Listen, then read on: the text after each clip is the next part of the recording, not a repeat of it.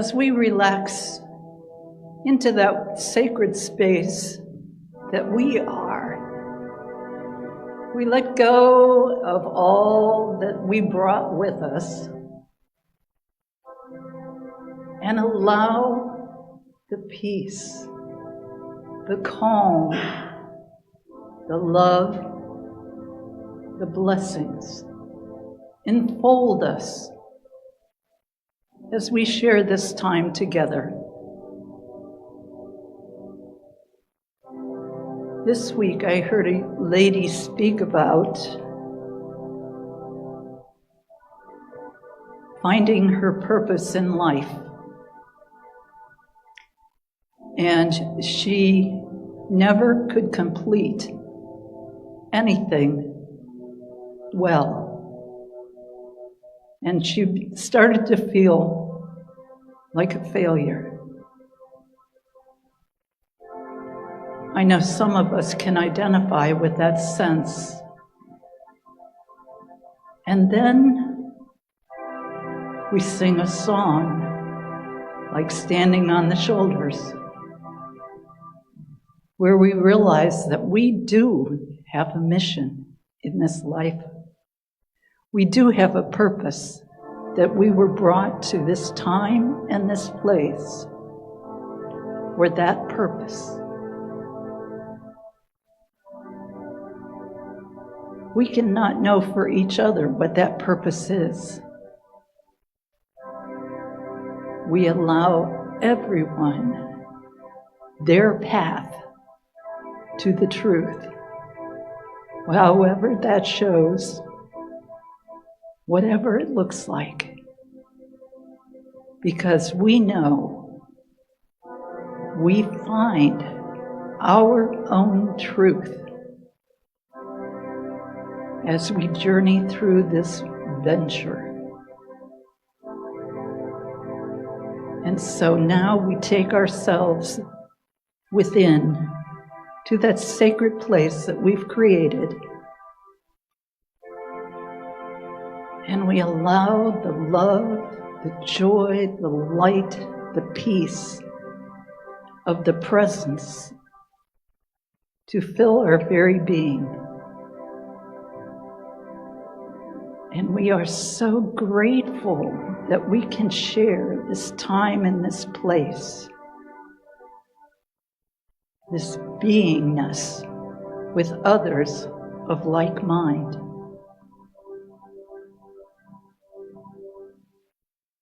Knowing that we all have found ourselves here in this time and place. We know that we were guided, we were led, we were pushed. We found ourselves in a place that as we walked into the building, we realized we were home. And that feeling of home only increases as we turn within and realize that as ourselves, we are home. And we decorate that home however is comfortable for us. And there's always a sense of the need to share, to learn, and to grow in who we are. Where we truly are standing on the shoulders of those who came before us. And as we think of those people that have led us, whether from ancient times or in our lives right now, we are so grateful for the lessons, for the love, for the push that we get to grow, to learn, and above all, to love.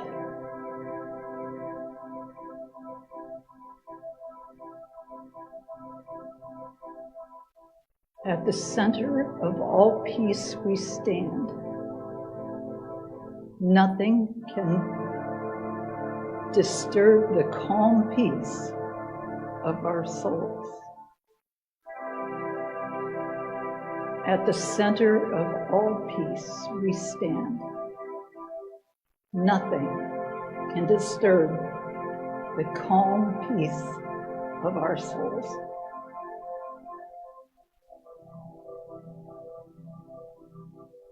And we enter the silence and ponder that thought.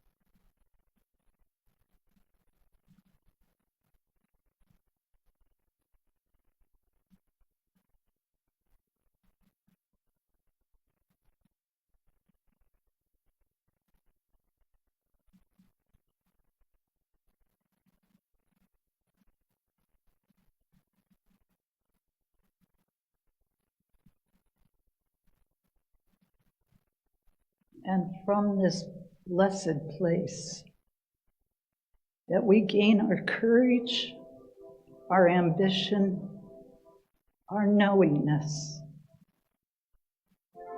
We realize that part of our journey is to become the ones that others who follow us can lean on, can learn from, can rejoice with. We are so blessed, so truly blessed. As we journey through this experience we call life, we give thanks, we share our joy, and we know peace. And so it is. Amen. You know, wow, I don't even know where to start today. You know, we sing Standing on the Shoulders, and I have always felt that it's more like standing in the godness of what someone has brought before us. And it hasn't been lost on me, you know, this weekend, a couple people came out of the woodwork earlier this weekend asking about things that my husband, my late husband, did, and asking me for some information and possibly for me to gift them with something of my late husband.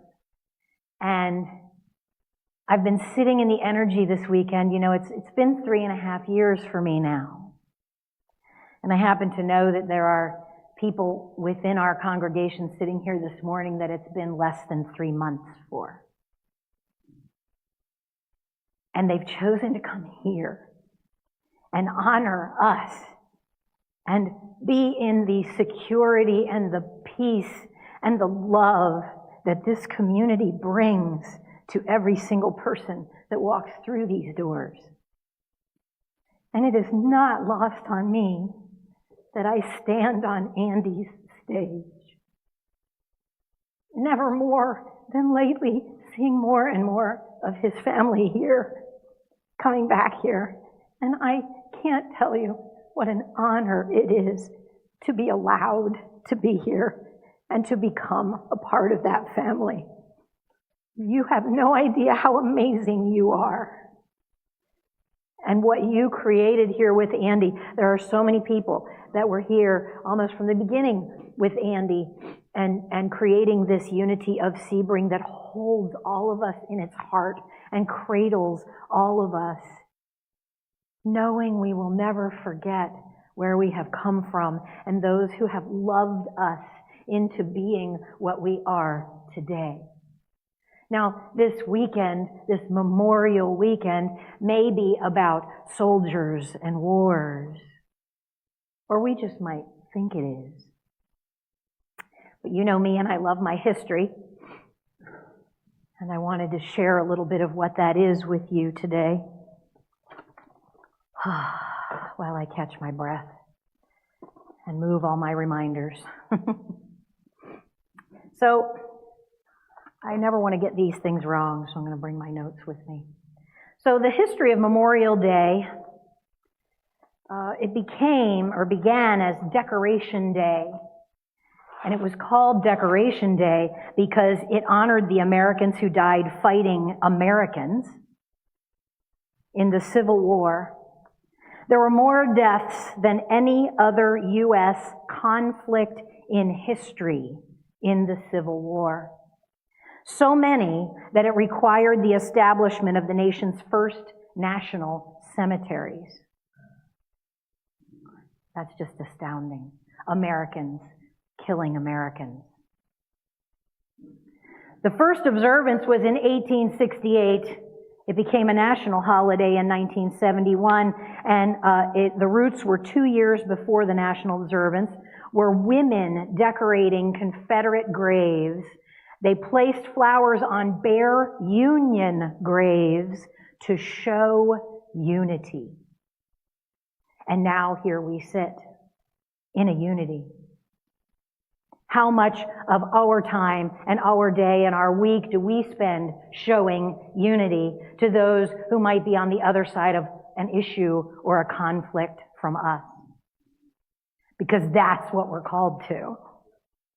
See, unity isn't just a lovely name about coming together. Unity is a declaration into time and space that I will find more in common with everyone around me than I will find things to divide me from them. That I will hold in my heart the wholeness that we all are underneath all of these artificial, ridiculous separations that we create between and amongst us. On this Memorial Day, let us remember, it's such a crazy thing to me that we go to war to make peace. Right? Thank you. Thank you for humoring me with a little giggle. Thank you.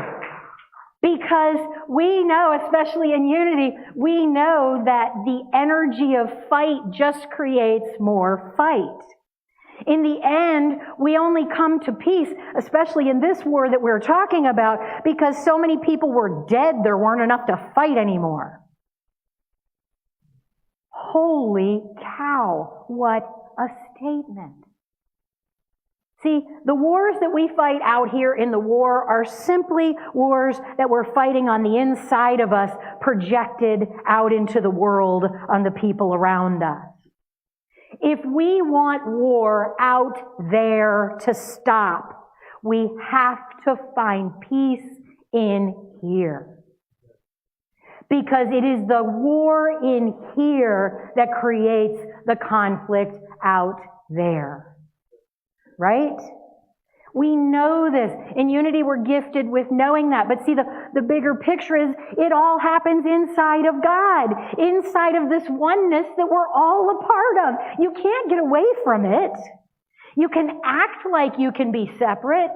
You can have behaviors and do things that separate you from other people. But the truth of everything running underneath it is we are all connected to each other and to this planet that we call home. We are all part of the oneness of beingness, the oneness of Godness.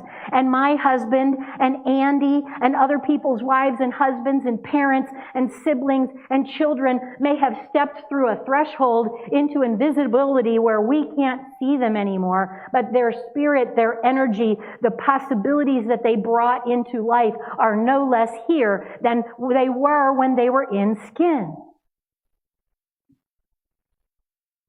For me, it is recognizing the massive I don't want to say army because I don't want to fight, but the massive amount of beings that are around and with each one of us, holding us forward in their hearts and in their beingness so that we can go out and do more. So that we can honor the legacies of those who maybe even fought and died in wars so that we could have peace. Maybe one day we'll realize that if we calm the wars inside, we calm the wars in the world. We've got to stop fighting what's showing up in this life here as a gift to teach us. The things that annoy the heck out of you are the biggest gifts, or they can be, your biggest gifts and your keys to freedom, if you let them be. Our triggers are our teachers. The more something bothers us, and in Unity we are invited to this so much that for some of us it's easier to do than others, but the triggers that are inside of us, the minute we feel that trigger, the finger go onto it, that's a key to all of us to go, oh, hold on a second. Here I go. Here comes the war. Here comes the fight. I'm organizing my troops. I'm readying my arguments. I am ready to tell you how wrong you are and why and how come I'm right and how come I'm better and how come I know more. So I get my troops organized behind me and within me, and then I just let it all out.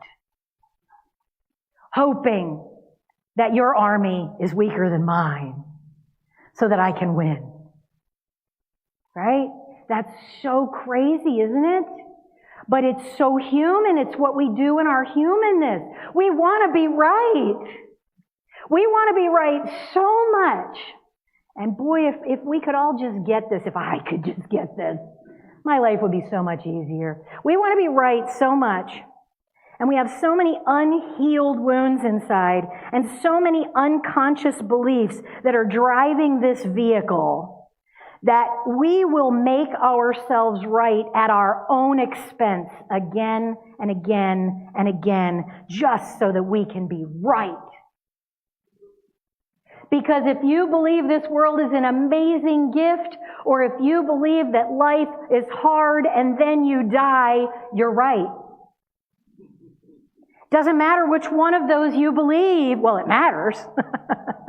It matters because it matters what kind of life you're going to have. But if you believe that there is a gift in every challenge, if you believe that when you are triggered, when you are feeling, oh my gosh, they put the toilet paper on backwards again. Right? And it is therefore my job to fix it. Right? It sounds so funny and so silly, but it's so true. I challenge all, here's a bit of homework you wouldn't want. What if our homework this week was to turn all our toilet paper the way we don't want it? And leave it that way all week. I know, so many people are like, oh, hell no, Trish. I will do a lot of things, but I will not do that. But too far. Trish, you're fired. But think about that. How much resistance pulled up for us in that. Immediately and hugely, right up in our face. That's the invitation. Where are those things in our lives? Not the toilet paper on an individual basis, but where are they in our lives with someone that gets on our last nerve?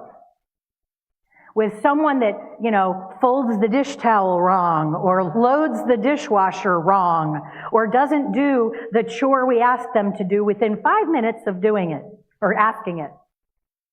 Where are those pieces of things in us that are the backward toilet paper that we simply cannot allow ourselves to let go of, that we simply have to fix and redo, because those are the spaces where we are invited to grow. Those are our triggers as teachers. Those are the places where if we can find peace with those things, if we can find peace with those places in us, this whole world would change radically and almost immediately. We would break out in peace instead of breaking out in war. Can you imagine that world? Because if we can't grasp that world, if we can't grasp allowing someone else to turn the toilet paper a different way, I can't believe that's my focus today. Jeez Louise. You know, sometimes I wish I scripted these things a little more. If we can find those spaces, the person at work that just drives us crazy, the speech pattern that grates on our nerves, the person we can't watch on TV, the thing I saw that one. I saw a couple, I hit close to home there, sorry.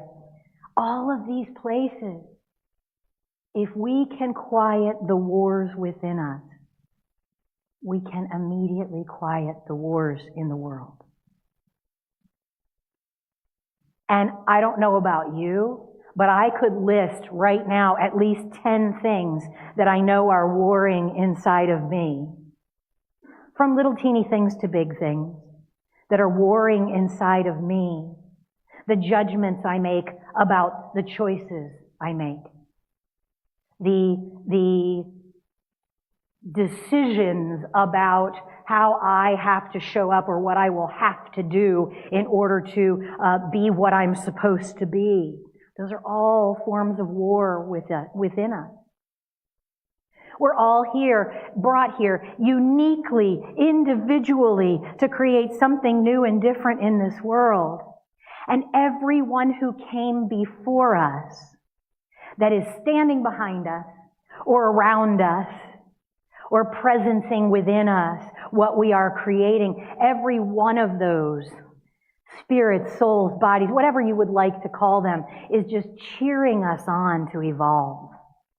Cheering us on to let go the pettiness and the divisiveness that we grasp onto, creating divisions so that we might continue the wars. It's a radical possibility. You know, poppies are the symbol of Memorial Day. And the reason that poppies are the symbol of Memorial Day is because in the Civil War, where brother was fighting brother, where Americans were fighting each other, the deaths and the blood and the turmoil of all the feet in the soil churned up the soil so much. See, that's another piece of this. Some seeds can't sprout unless they are subjected to extreme trauma. I think we were talking about it recently. There are some seeds that literally have to be struck by lightning before they can grow. Cracked open so that they can sprout. Gone through a digestive system so that it can bring off the outer coating and allow it to sprout. So the wars in these fields, in Flanders Fields, is the poem that actually made it even more famous with the poppies. After all this death and gore and violence and hatred and destruction, within a couple of weeks, all of these fields were awash in poppy plants. Within a couple of months, they were all in bloom. So where men lived and died, and the ground was covered in the redness of blood, it was now covered in the redness of poppies. So they embraced that symbol as a symbol of Memorial Day, to remember the bloodshed, but also to remember we can, if the invitation can be, we can also remember that sometimes the biggest turmoil in our lives, those times when our lives we feel uprooted, we feel completely ungrounded, and we're not sure what the next steps might be, those places and spaces in our lives where we can feel adrift, first and foremost, pause. breathe, recenter, and know there is no spot where God is not. There is no spot where God is not. God is in the thing in which we live and move and have our being. Every single breath that you take is a breath of God itself. You cannot be away from it. So you can rail, you can swear that you're apart, you can swear that there is lack, you can hold on to a belief system that says, I'm not worthy, so that life just continues to show you how unworthy you are. Now remember, it's not about the words that are coming out of your mouth. I can stand up and say, I am a powerful being. I have myself together. I am organized. I am prosperous. Everything comes easily to me with grace and joy. And if I am saying those words and inside I'm thinking, God, I wish. I'm not worthy. I don't know if I can find enough money to pay my bills. I don't know if I'm going to be okay.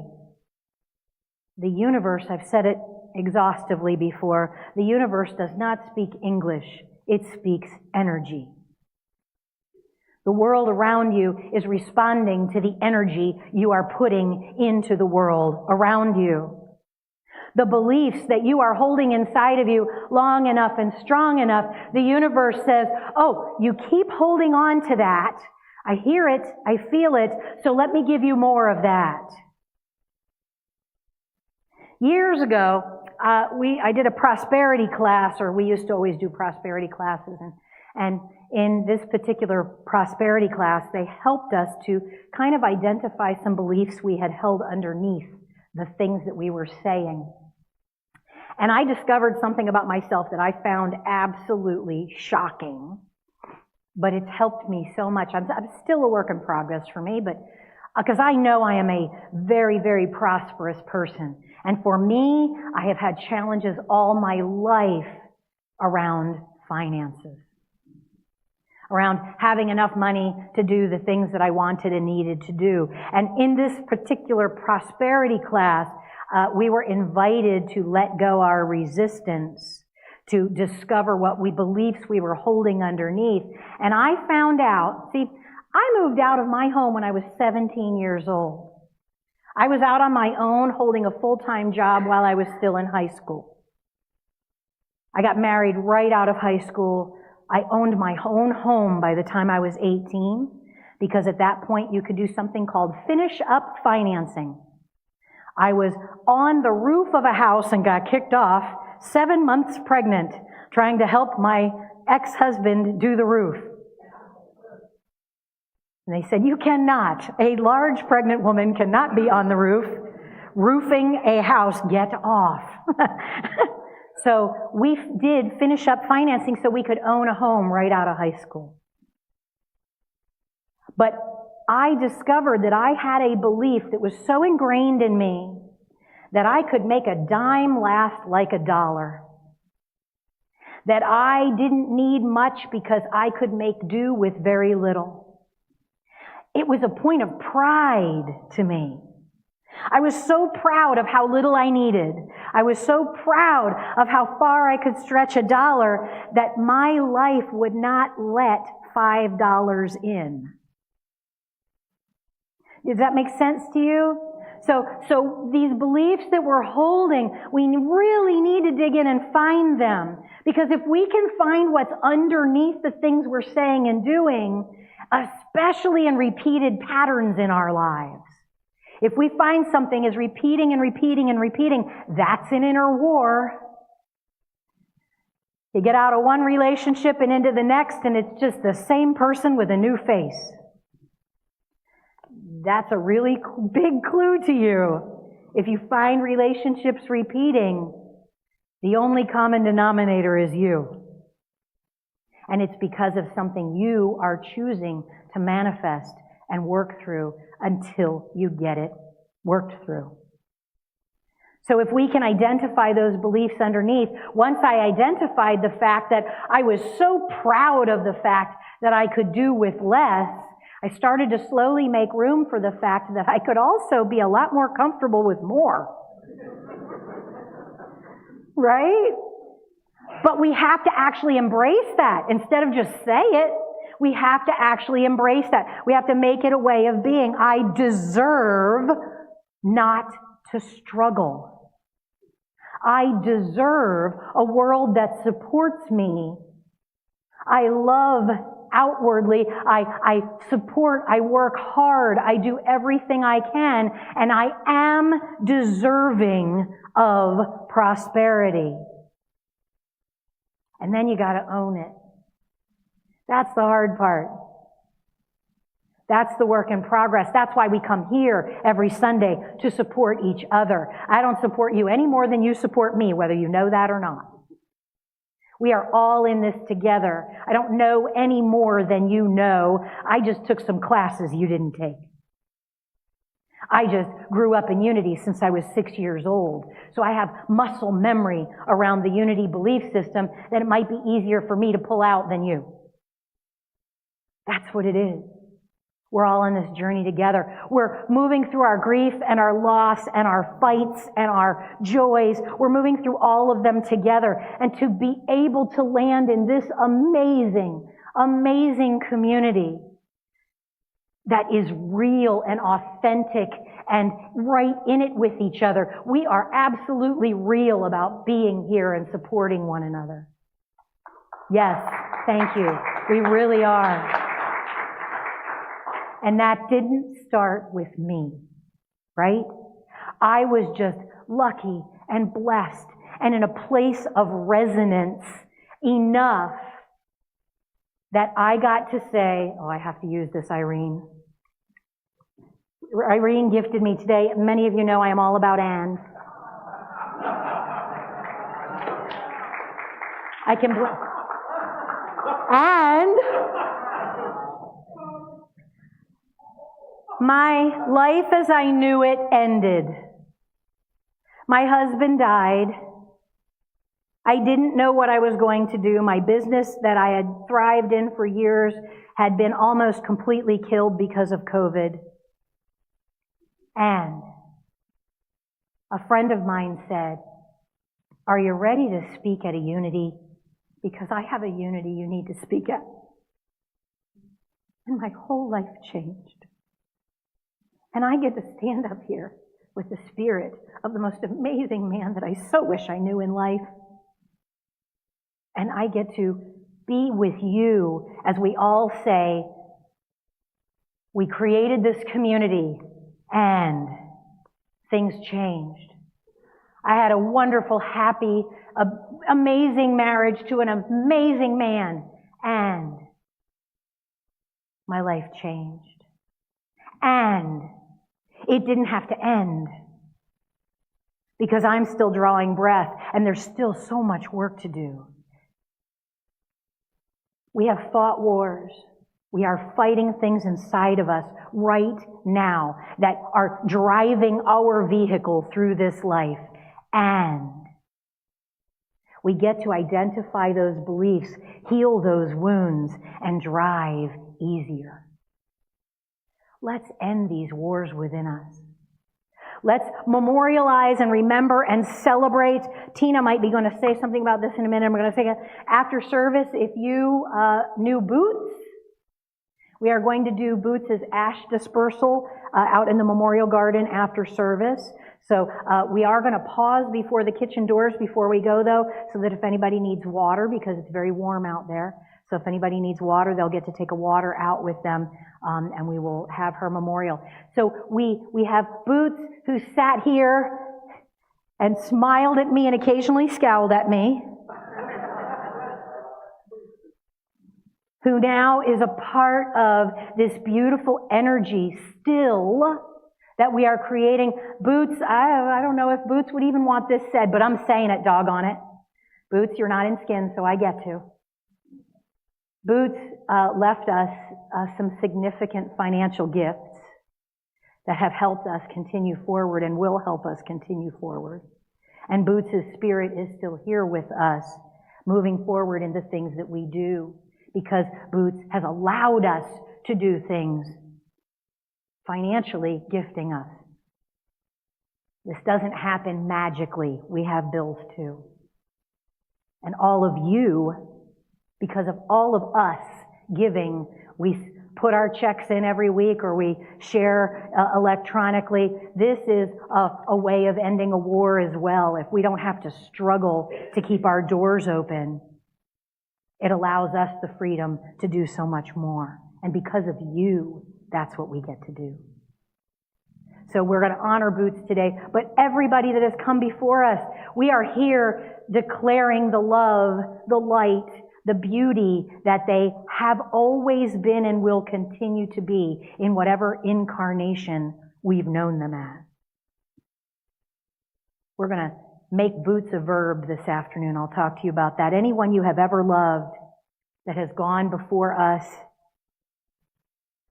that may not be here in skin now, this is an opportunity for us to memorialize them by living them forward. Take the best things you love about whoever it is that you might be grieving the loss of and live them forward. Give the gifts they're not in skin to give. All these soldiers inside of us preparing for war, let them have peacetime. Let them move forward in love, and let's create unity in this world around us by being unity inside us. And so it is. Thank you.